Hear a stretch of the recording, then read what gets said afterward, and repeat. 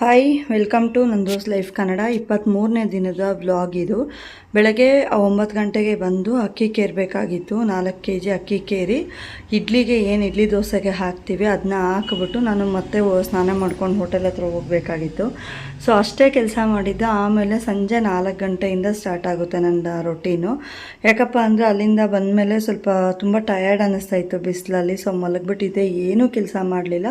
ತಲೆನೋವು ಜಾಸ್ತಿ ಆಗಿತ್ತು, ಅದಕ್ಕೆ ಏನೂ ಮಾಡೋಕ್ಕಾಗಿರಲಿಲ್ಲ. ಆಮೇಲೆ 4:15 ಪಾತ್ರೆ ಉಜ್ಜಿ ಏನು ರೂಮೆಲ್ಲ ಕ್ಲೀನ್ ಮಾಡಬೇಕಿತ್ತು ಅದನ್ನ ಮಾಡೋದಕ್ಕೆ ಅಂತ ಆವಾಗ 4:15 4:45 ಸ್ಟಾರ್ಟ್ ಮಾಡಿದೆ.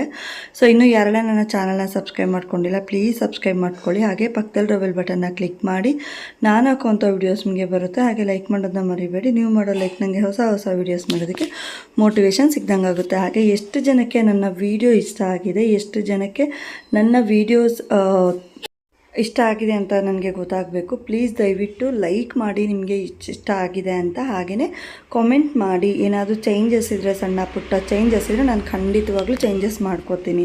ಸೊ ಯಜಮಾನ್ರು ಮೋಟ್ರ್ ಹಾಕಿ ಕೊಡ್ತಾಯಿದ್ರು ನನಗೆ ನೀರು ಹಿಡಿಯೋದಕ್ಕೆ ಅಂತ ಹೇಳಿ. ನಾನು ಕೂಡ ನೀರು ಹಿಡಿಯೋದಕ್ಕೆ ಬಿಂದಿಗೆಗಳೆಲ್ಲ ಉಜ್ಜಿ ಕೊಟ್ಟಿದ್ರು. ಎಲ್ಲ ಒಂದೊಂದೇ ಕೆಲಸ ಮಾಡಿಕೊಂಡು ನೀರು ಹಿಡಿಯೋದಕ್ಕೆ ಅಂತ ಸ್ಟಾರ್ಟ್ ಮಾಡಿದೆ.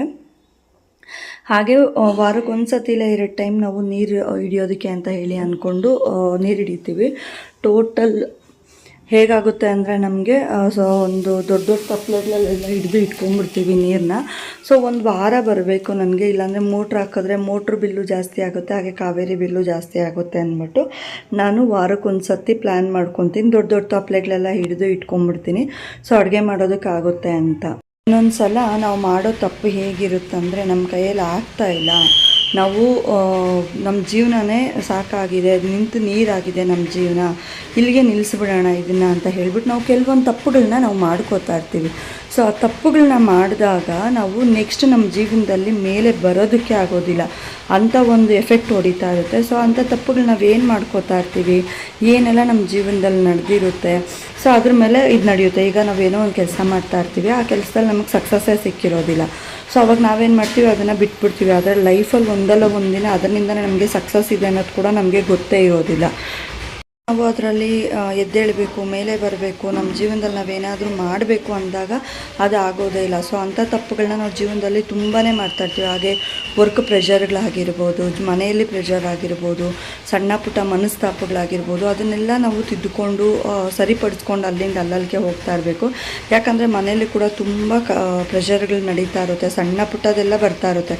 ಸೊ ಅದಕ್ಕೆಲ್ಲ ನಾವು ದೊಡ್ಡ ದೊಡ್ಡದಾಗಿ ತಲೆ ಕೊಡ್ತಾ ಹೋದರೆ, ದೊಡ್ಡ ದೊಡ್ಡದಾಗಿ ನಾವು ಅದನ್ನು ಮುಂದಕ್ಕೆ ಬೆಳೆಸ್ಕೊಳ್ತಾ ಹೋದರೆ ಲೈಫ್ ಅನ್ನೋದು ಒಂದು ಇದಾಗ್ಬಿಡುತ್ತೆ. ಇವಾಗ ಒಂದು ಮನೆ ಕಟ್ತಾ ಇರ್ತೀವಿ, ಆ ಮನೆ ಕಟ್ತಾ ಇರಬೇಕಾದ್ರೆ ಅಲ್ಲಿ ಸಣ್ಣ ಪುಟ್ಟದ್ದು ಏನೋ ಒಂದು ಪ್ರಾಬ್ಲಮ್ ಆಗ್ತಾ ಇರುತ್ತೆ. ಸೊ ಅದಕ್ಕೆ ನಾವು ಏನಾದರೂ ಒಂದು ಅಂದ್ಕೊತೀವಿ, ಇಲ್ಲ ಜೀವನದಲ್ಲಿ ದೊಡ್ಡದಾಗಿ ಏನೋ ಒಂದು ತಪ್ಪು ನಿರ್ಧಾರ ತೊಗೊಂಡ್ಬಿಡ್ತೀವಿ, ಇಲ್ಲ ಗಂಡ ಹೆಂಡತಿ ಜಗಳ ಆಡ್ತಾನೆ ಇದ್ದೀವಿ, ನಾವು ಮುಂದೆ ಒರೆಯೋಕ್ಕಾಗಲ್ಲ ಅಂತೇಳಿ ಡಿವೋರ್ಸ್ ಗಂಟ ಹೋಗೋರು ಕೆಲವೊಬ್ರು ಇದ್ದಾರೆ. ಸೊ ಇಂಥ ತಪ್ಪುಗಳನ್ನೆಲ್ಲ ಮಾಡಿದಾಗ ಲೈಫಲ್ಲಿ ಮೇಲೆ ಬರೋದಕ್ಕಾಗೋದಿಲ್ಲ. ಮತ್ತು ಜೀವನ ನಮಗೆ ಬೇಕು ಅಂದರೆ ಕೂಡ ನಾವು ಅದನ್ನು ಪಡ್ಕೊಳ್ಳೋಕೆ ಕೂಡ ಆಗೋದಿಲ್ಲ. ಸೊ ನಮ್ಮ ಬರೋದು ಬರ್ತಾ ಇರುತ್ತೆ. ಸೊ ಆಗ ನಾವು ಎಲ್ಲದನ್ನು ಫೇಸ್ ಮಾಡ್ಕೊಂಡು ಹೋಗುವಂಥ ಒಂದು ಶಕ್ತಿನ ನಮ್ಮಲ್ಲಿ ಬೆಳೆಸ್ಕೋಬೇಕು. ಆಗಿದ್ದಾಯಿತು, ಮುಂದಕ್ಕೆ ಜೀವನ ನೋಡ್ಕೊಂಡು ಹೋಗೋಣ ಅಂತ ಹೇಳಿ ಎಲ್ಲದನ್ನು ಸಹಿಸ್ಕೊಂಡು ನಾವು ಹೋಗ್ತಾ ಇದ್ದರೆ ನಮಗೆ ಜೀವನದಲ್ಲಿ ಯಾವುದೇ ರೀತಿ ಒಂದು ಇದು ನಡೆಯೋದಿಲ್ಲ. ಸೊ ಇನ್ನು ನೀರೆಲ್ಲ ಹಿಡಿದ ಮೇಲೆ ಅಡುಗೆ ಮಾಡಬೇಕು. ಸೊ ಬೇಳೆ ಸಾಂಬಾರು ಮಾಡೋಣ ಅಂತ ಹೇಳ್ಬಿಟ್ಟು ಬೇಳೆ, ಆಲೂಗಡ್ಡೆ, ಟೊಮೆಟೊ, ಈರುಳ್ಳಿ, ಬೆಂಡೆಕಾಯಿ ಎಲ್ಲನೂ ಹಾಕ್ಬಿಟ್ಟು ಒಟ್ಟಿಗೆ ಸಾಂಬಾರು ಪುಡಿ ಎಲ್ಲ ಹಾಕ್ಬಿಟ್ಟು ಸಾಂಬಾರು ಮಾಡೋದು. ತುಂಬಾ ಚೆನ್ನಾಗಿತ್ತು ಸಾಂಬಾರು, ಡಿಫ್ರೆಂಟಾಗಿ ಮಾಡಿದ್ದು. ನಾನು ಕೂಡ ಫಸ್ಟ್ ಟೈಮ್ ಟ್ರೈ ಮಾಡಿದೆ. ಬಟ್ ಯಾರೆಲ್ಲ ಫಸ್ಟ್ ಟೈಮ್ ಟ್ರೈ ಮಾಡ್ತೀರಾ ಇದನ್ನು, ಒಂದು ಟೈಮ್ಗೆ ಸಾಂಬಾರು ಅಂದರೆ ಒಂದು ಹೊತ್ತಿಗೆ ಸಾಂಬಾರು ಮಾಡ್ಕೊಬೇಕು ಅಂದರೆ ನೀವು ಆರಾಮಾಗಿ ಇದನ್ನು ಮಾಡ್ಕೋಬೋದು. ಯಾಕಂದರೆ ಜಾಸ್ತಿ ಸಾಂಬಾರು ಬೇಕು ಅಂದರೆ ನಾವು ರುಬ್ಬಿ ಎಲ್ಲ ಮಾಡ್ತೀವಲ್ವ. ಸೊ ರುಬ್ಬಿ ಎಲ್ಲ ಮಾಡಲ್ಲ ನಾವು, ಒಂದು ಹೊತ್ತಿಗೆ ನಮಗೆ ಅಡ್ಜಸ್ಟ್ ಆಗಬೇಕು ಅಂದರೆ ಈಗ ಮಾಡ್ಬೋದು. ತುಂಬಾ ಚೆನ್ನಾಗಿತ್ತು, ಟೇಸ್ಟ್ ಕೂಡ ಡಿಫ್ರೆಂಟಾಗೇ ಇತ್ತು. ಸೊ ಈಗ ನಾನೇನು ತರಕಾರಿ ಎಲ್ಲ ಕಟ್ ಮಾಡಿ ಇಟ್ಕೊಂಡಿದ್ದೆ ಅದನ್ನು ತೊಳೆದುಬಿಟ್ಟು ಬೇಳೆ ಹಾಕಿ ನೀರು ಹಾಕಿ ಟೊಮೆಟೊ ರುಬ್ಬೋಣ ಅಂತ ಹಾಕಿದೆ. ಬಟ್ ಬೇಡ ಅಂತ ಹೇಳ್ಬಿಟ್ಟು ಮತ್ತೆ ಎತ್ತಿ ಕಟ್ ಮಾಡಿ ಟೊಮೆಟೊ, ಈರುಳ್ಳಿ ಎಲ್ಲನೂ ಹಾಕ್ಬಿಟ್ಟು ಒಟ್ಟಿಗೆ 3ರಿಂದ 4 ವಿಸಿಲ್ ಹಾಕಿಸ್ಕೊಂಡೆ. ಆಮೇಲೆ ಅದನ್ನು ತೆಗೆದುಬಿಟ್ಟು ನಾನು ಮಾಮೂಲಿ ಇದಕ್ಕೆ ಒಗ್ಗರಣೆಗೆ ಒಂದು 4 ಬೆಳ್ಳುಳ್ಳಿ ಚಚ್ಚಿ ಹಾಕಿದ್ದೆ. ಸೊ ಕರ್ಬೇವಿನ ಸೊಪ್ಪು, ಬೆಳ್ಳುಳ್ಳಿ ಒಣಮೆಣ್ಸಿನ್ಕಾಯಿ ಹಾಕಿ ಒಗ್ಗರಣೆ ಹಾಕ್ಬಿಟ್ಟು ಮಾಡಿದೆ. ಮತ್ತು ಅನ್ನ ಸ್ವಲ್ಪನೇ ಇತ್ತು, ಅಮ್ಮ ಕೂಡ ಅವ್ರಿಗೆ ಲೂಸ್ ಮೋಷನ್ಸ್ ಆಗ್ತಾಯಿತ್ತು ಅಂತ ಹೇಳ್ಬಿಟ್ಟು ಮುದ್ದೆ ಬೇಡ ಅಂತೇಳಿ ಅನ್ನನೇ ಕೊಡ್ತೀನಿ ಅಂತ ಹೇಳಿದೆ. ಸೊ ಅನ್ನ ಸಾಕಾಗೋದಿಲ್ಲ ಅಂತ ಹೇಳ್ಬಿಟ್ಟು ನಾನೇನು ಮಾಡಿದೆ, ನನಗೂ ಕೂಡ ಯಾಕೋ ತುಂಬ ಹೊಟ್ಟೆ ಹಸಿ ಆದಂಗೆ ಆಗ್ತಾಯಿತ್ತು. ಅದಕ್ಕೆ ಸ್ವಲ್ಪ ದೋಸೆ ಇಟ್ಟಿಗೆನೆ 1-2 ಈರುಳ್ಳಿ ಕಟ್ ಮಾಡಿಬಿಟ್ಟು ಸಣ್ಣಗೆ ಹಾಕಿ ಸ್ವಲ್ಪ ಸಕ್ಕರೆ ಹಾಕ್ಬಿಟ್ಟು ಉಪ್ಪು ಖಾರ ಎಲ್ಲ ಉಪ್ಪು ಹಾಕ್ಬಿಟ್ಟು ಚೆನ್ನಾಗಿ ಕಲಸಿ ದೋಸೆ ಥರ ಹಾಕಿದೆ. ತುಂಬಾ ಚೆನ್ನಾಗಿ ಬಂದಿತ್ತು, ರೊಟ್ಟಿ ಇದ್ರ ಥರ ಬಂದಿತ್ತು. ಸೊ ತಿನ್ನೋಕ್ಕೂ ಕೂಡ ಟೇಸ್ಟಿಯಾಗಿತ್ತು. ನಾನೇನು ಮಾಡಿದೆ ಅಂದರೆ ಸ್ವಲ್ಪ ಡಾಲ್ಡಾ ಇತ್ತು, ಎಣ್ಣೆ ಹಾಕೋದು ಬೇಡ ಅಂತ ಹೇಳ್ಬಿಟ್ಟು ಸ್ವಲ್ಪ ಡಾಲ್ಡಾ ತೊಗೊಂಡು ಡಾಲ್ಡಾ ಹಾಕಿ ಮಾಡಿದೆ. ಡಿಫ್ರೆಂಟ್ ಟೇಸ್ಟ್ ಕೊಡ್ತು ಆ ದೋಸೆ ಕೂಡ. ಸ್ವಲ್ಪ ತಿಂದ್ಬಿಟ್ಟು ಆಮೇಲೆಲ್ಲ ಎತ್ತಿಟ್ಟೆ. ಅಷ್ಟರೊಳಗಾಗಿ ನೈಟ್ಗೆ ಚಿಕ್ಕಮ್ಮ ಫೋನ್ ಮಾಡಿಬಿಟ್ಟು ಬಿರಿಯಾನಿ ಮಾಡಿದ್ದೀನಿ, ಬಿರಿಯಾನಿ ಕೊಡ್ತೀನಿ ಅಂದರು. ಸೊ ನೈಟ್ ಊಟ ಹಂಗೆ ಉಳಿದೋಯ್ತು. ನಾವು ಬಿರಿಯಾನಿನೇ ಇಬ್ಬರು ತಿನ್ಕೊಂಡ್ರಿ. ಅಮ್ಮಗೆ ಅನ್ನನೂ ಸಾಂಬಾರು ಮಜ್ಜಿಗೆ ಕೊಟ್ಟೆ. ಮಗಳು ಬಂದು ಬಿರಿಯಾನಿ ಅಲ್ಲೇ ತಿನ್ಬಿಟ್ಟು ಬಂದಳು. ಸೊ ಹಂಗೆ ಅನ್ನ ಉಳಿದೋಯ್ತು. ಅದು ನೆಕ್ಸ್ಟ್ ದಿನ ಬೆಳಗ್ಗೆಗೆ ನಾಷ್ಟಕ್ಕೆ ಆಗುತ್ತೆ ಅಂತ ಹೇಳಿ ಅಂದ್ಕೊಂಡು ಇದು ಮಾಡಿದೆ. ಅಷ್ಟೇ. ಇನ್ನು ಪಾತ್ರೆ ಉಜ್ಜೋಣ ಅಂತ ಅಂದ್ಕೊಳ್ಳೋ ಅಷ್ಟರೊಳಗಾಗಿ ನನಗೆ ಫುಲ್ಲು ಒಂದು ಸೈಡ್ ಕೈ ನೋವು ಬೆನ್ನೋವು ಜಾಸ್ತಿ ಆಗೋಯ್ತು, ಗ್ಯಾಸ್ಟ್ರಿಕ್ ಜಾಸ್ತಿ ಆಗಿದ್ದರಿಂದ. ಸೊ ಮಾತ್ರೆ ಕುಡಿದ್ಬಿಟ್ಟು ಇನ್ನೇನು ಕೆಲಸ ಮಾಡಲಿಲ್ಲ. ಪಾಚೆ ಎಲ್ಲ ತೊಳೆದ್ಬಿಟ್ಟು ನಾವು ಅಡುಗೆ ಎಲ್ಲ ಆಗಿತ್ತಲ್ವ, ಊಟ ಎಲ್ಲ ತಿಂದ್ಬಿಟ್ಟು ಮ್ಯಾಚ್ ನೋಡ್ಕೊಂಡು RCB ಮ್ಯಾಚ್ ನೋಡಿಕೊಂಡು ಮಲಗಿದ್ದೇನೆ. RCB ಮ್ಯಾಚ್ ಅಂತೂ ತುಂಬಾ ಚೆನ್ನಾಗಿತ್ತು.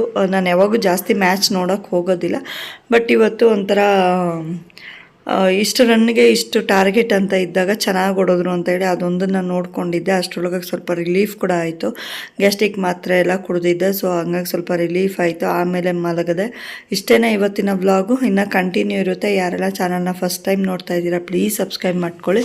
ಹಾಗೆ ಪಕ್ಕದಲ್ಲಿರೋ ಬೆಲ್ ಬಟನ್ನ ಕ್ಲಿಕ್ ಮಾಡಿ ನಾನು ಹಾಕುವಂಥ ವೀಡಿಯೋಸ್ ನಿಮಗೆ ಬರುತ್ತೆ. ಹಾಗೆ ಲೈಕ್ ಮಾಡೋದನ್ನ ಮರಿಬೇಡಿ. ನೀವು ಮಾಡೋ ಲೈಕ್ ನನಗೆ ಹೊಸ ವೀಡಿಯೋಸ್ ಮಾಡೋದಕ್ಕೆ ಮೋಟಿವೇಶನ್ ಸಿಕ್ದಂಗೆ ಆಗುತ್ತೆ. ಇನ್ನೂ ಯಾರಿಗೆಲ್ಲ ನನ್ನ ಚಾನಲಲ್ಲಿ ಏನೋ ಸ್ವಲ್ಪ ವೀಡಿಯೋಸ್ ಇನ್ನೂ ಚೆನ್ನಾಗಿ ಬರಬೇಕು, ಇನ್ನೂ ಏನಾದರೂ ಸಣ್ಣ ಪುಟ್ಟ ಚೇಂಜಸ್ ಮಾಡ್ಕೋಬೇಕು ಅಂತ ಅನಿಸಿದ್ರೆ ನನಗೆ ಖಂಡಿತವಾಗ್ಲೂ ಕಾಮೆಂಟ್ ಮಾಡಿ ತಿಳಿಸಿ. ನಾನು ಅದನ್ನು ಚೇಂಜ್ ಮಾಡ್ಕೋತೀನಿ. ಯಾಕೆ ಅಂದರೆ ಸಣ್ಣ ಪುಟ್ಟ ತಪ್ಪನ್ನು ತಿದ್ದುಕೊಂಡು ಮಾಡಬೇಕು ಅನ್ನೋದು ನನಗೂ ಕೂಡ. ಇನ್ನು ಯಾರಿಗೆಲ್ಲ ನನ್ನ ಚಾನಲ್ ಇಷ್ಟ ಆಗಿದೆ, ನನ್ನ ವೀಡಿಯೋಸ್ ಇಷ್ಟ ಆಗಿದೆ, ನನಗೆ ಲೈಕ್ ಮಾಡಿ ಸಪೋರ್ಟ್ ಮಾಡಿ ಹೇಳಿ. ನನಗೆ ನಿಮ್ಮ ಚಾನಲ್ ಇಷ್ಟ ಆಯಿತು ಅಂತ ಹೇಳಿ ನನಗೂ ಕೂಡ ಗೊತ್ತಾಗಬೇಕು ನನ್ನ ಚಾನಲ್ ಎಷ್ಟು ಜನ ಇಷ್ಟಪಡ್ತಾರೆ, ಹಾಗೆ ಯಾರಿಗೆಲ್ಲ ಇಷ್ಟ ಆಗುತ್ತೆ ಅಂತ ಹೇಳಿ. ಇನ್ನು ಸಾಂಬಾರಿಗೆ ಒಗ್ಗರಣೆ ಹಾಕಿಬಿಟ್ಟು ಅನ್ನ ಎಲ್ಲ ತೊಗೊಂಡೋಗಿ ಒಳಗಡೆ ಇಟ್ಟು ರೂಮ್ ಕ್ಲೀನ್ ಮಾಡಿ ಆಚೆ ಕ್ಲೀನ್ ಮಾಡಿ ಮಲಗ್ತೀನಿ ಇನ್ನು. ಸೊ ದಯವಿಟ್ಟು ಇನ್ನು ಯಾರೆಲ್ಲ ಚಾನಲ್ನ ಸಬ್ಸ್ಕ್ರೈಬ್ ಮಾಡ್ಕೊಂಡಿಲ್ಲ ಪ್ಲೀಸ್ ಸಬ್ಸ್ಕ್ರೈಬ್ ಮಾಡ್ಕೊಳ್ಳಿ. ವೀಡಿಯೋಸ್ ಮಾಡ್ತಾರೋ ಇಂಟೆನ್ಷನ್, ಯೂಟ್ಯೂಬ್ ಮಾಡ್ತಾರೋ ಇಂಟೆನ್ಷನ್ ಏನಪ್ಪ ಅಂದರೆ ಮಗಳ ಎಜುಕೇಷನ್ ಪರ್ಪೋಸ್ ಮೇಲೇ ನಾನು ಮಾಡ್ತಿರೋದು. ಆಲ್ರೆಡಿ ನಾನು ಲೈವಲ್ಲೆಲ್ಲ ಹೇಳಿದ್ದೀನಿ ನಾನು ಯಾವ ಪರ್ಪೋಸ್ ಮೇಲೆ ವಿಡಿಯೋಸ್ ಮಾಡಿದ್ದೀನಿ ಅಂತ. ಸೊ ಈ ಒಂದು ಪರ್ಪೋಸ್ ಮೇಲೇ ನಾನು ವಿಡಿಯೋಸ್ ಮಾಡ್ತಾ ಇರೋದು. ಯಾಕೆ ಅಂದರೆ ಅವಳ ಎಜುಕೇಷನ್ ಒಂದು ಇದ್ರ ಮೇಲೆ ನನಗೆ ಅಮೌಂಟ್ ಬೇಕಾಗುತ್ತೆ ಅಲ್ವಾ. ಸೊ ಆಗ ಅವಳನ್ನ ಓದಿಸೋದಕ್ಕಾದರೂ ನನಗೆ ಒಂದು ಇದು ಬೇಕು ಅಂತ ಹೇಳಿಬಿಟ್ಟು ನಾನು ಇದನ್ನು ಸ್ಟಾರ್ಟ್ ಮಾಡಿರೋದು ಚಾನಲ್ನ. ದಯವಿಟ್ಟು ವೀಡಿಯೋಸ್ನ ನೋಡಿ ನನಗೆ ಸಪೋರ್ಟ್ ಮಾಡಿ. ಈಗ ಅವಳು 7th ಸ್ಟ್ಯಾಂಡರ್ಡ್ ಆಗಿರೋದ್ರಿಂದ ಅವಳ ಎಜುಕೇಷನ್ಗೆ ಇನ್ನೂ ಜಾಸ್ತಿ ನನಗೆ ಇದಾಗ್ತಾ ಇರುತ್ತೆ. ಸೊ ವೀಡಿಯೋಸ್ ನೋಡಿ ವೀಡಿಯೋಸಿಂದ ಏನಾದರೂ ಸ್ವಲ್ಪ ನನಗೆ ಅಮೌಂಟ್ ಬಂದರೆ ಅವಳ ಎಜುಕೇಷನ್ಗೆ ಈಸಿ ಆಗುತ್ತೆ, ಯೂಸ್ ಕೂಡ ಆಗುತ್ತೆ. ದಯವಿಟ್ಟು ಪ್ರತಿಯೊಬ್ಬರು ಪೂರ್ತಿ ವೀಡಿಯೋಸ್ನ ನೋಡಿ ನನಗೆ ಸಪೋರ್ಟ್ ಮಾಡಿ, ಅತಿ ಹೆಚ್ಚು ಜನಕ್ಕೆ ಶೇರ್ ಮಾಡಿ, ನಮ್ಮಂಥವ್ರನ್ನ ಬೆಳೆಸಿ ಅಂತ ನಾನು ಕೇಳ್ಕೊಳ್ತಾ ಇದ್ದೀನಿ. Thank you. ಬನ್ನಿ ಈಗ ಕಂಟಿನ್ಯೂ ಮಾಡ್ತೀನಿ ವ್ಲಾಗ್ನ.